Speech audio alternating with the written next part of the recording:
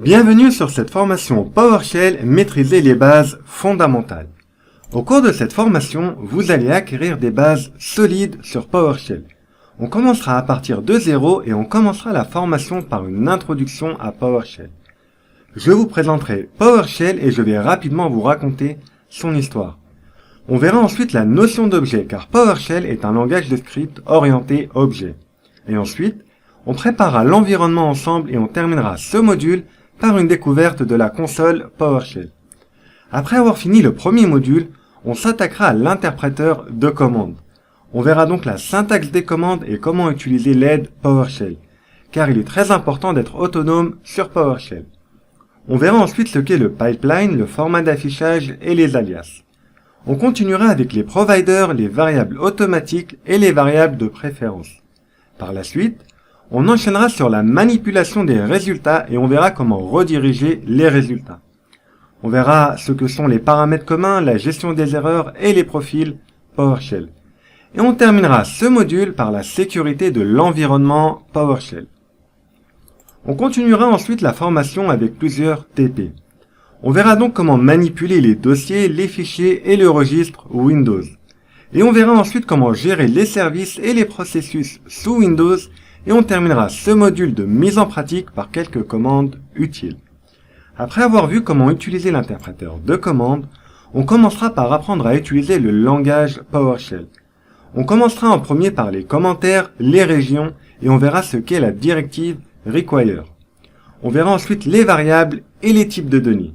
Par la suite, on verra les opérateurs PowerShell les plus importants et les plus utilisés. Et ensuite, on verra les tableaux en PowerShell.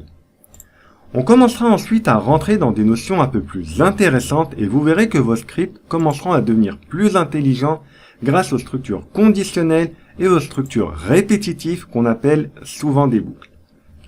On verra ensuite comment gérer les erreurs de façon plus avancée. Et oui, il est important d'apprendre à gérer les erreurs PowerShell pour éviter les surprises. Et on finira cette formation par les fonctions, les modules et enfin par une conclusion. Cette formation va vous apporter des bases solides pour pouvoir suivre les prochaines formations qui suivront. À la fin de cette formation, vous aurez acquis des bases solides sur PowerShell. Cette formation sera suivie par deux autres formations. La première formation que vous êtes en train de visionner est axée sur les bases fondamentales de PowerShell. Vous allez donc commencer par acquérir des notions importantes concernant PowerShell. La deuxième formation, ça sera une formation de niveau intermédiaire dans laquelle je développerai certaines notions qu'on aura vues dans ce premier volume. On verra également plus en détail la notion d'objet et les fonctions avancées et pas mal d'autres concepts intermédiaires tels que la communication à distance, la création d'objets ou encore les classes. La troisième formation, ça sera une formation avancée dans laquelle on verra des notions avancées et on parlera plus en détail de PowerShell et du framework .NET. La troisième formation sera donc plus orientée développement avec le framework .NET et PowerShell. Faire une formation très complète sur PowerShell prendrait plus de 40 heures d'enregistrement et ça deviendrait très ennuyeux à suivre pour vous.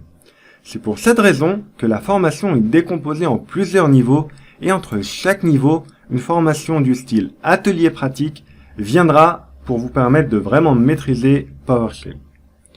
Voilà pour ce qui est du plan de la formation et dans le prochain module, on fera une présentation de PowerShell.